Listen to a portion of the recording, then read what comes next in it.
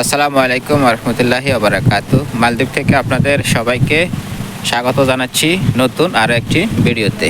আপনারা যারা মালদ্বীপে আসবেন, মালদ্বীপে আসার পরে যদি প্রতি মাসে 1 লক্ষ টাকা করে ইনকাম করতে চান, তাহলে এই ভিডিওটা আপনাদের জন্য।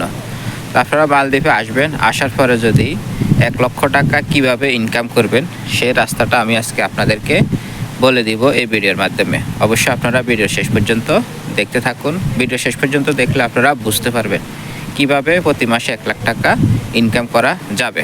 তো আপনারা আমার এই ভিডিওর ক্যামেরার সামনে যে বোটটা দেখতে পাচ্ছেন, এটা হচ্ছে বোট, স্পিরিট বোট। আর এই বোটটা দিয়ে মাছ ধরে। এই ধরনের বোট মালদ্বীপে হাজার হাজার বোট আছে। এই বোটে করে অনেক বাংলাদেশিরা মাছ ধরে। এই দেশের লোকাল যারা আছে তাদের সাথে মিলে মাছ ধরে।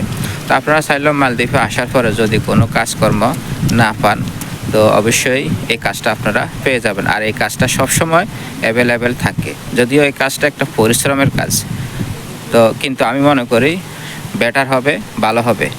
পরিশ্রম করলেও আপনারা প্রতি মাসে 1 লক্ষ টাকা বা এর উপরও আপনারা ইনকাম করতে পারবেন।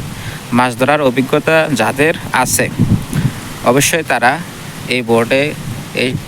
তারা এসে এই ধরনের বোটে কাজ করতে পারবেন। আর এটা যে জাল দিয়া মাছ ধরে তা না, বাংলাদেশের মতো যে জাল দিয়া মাছ ধরে তা না।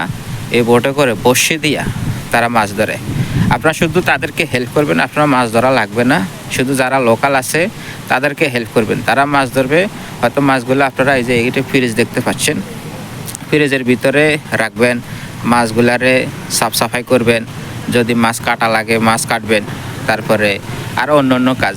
বাট আপনারা মাছ ধরা লাগবে না, ঠিক আছে? মাছ ধরবে এদেশের মানুষেরা মাছ ধরে।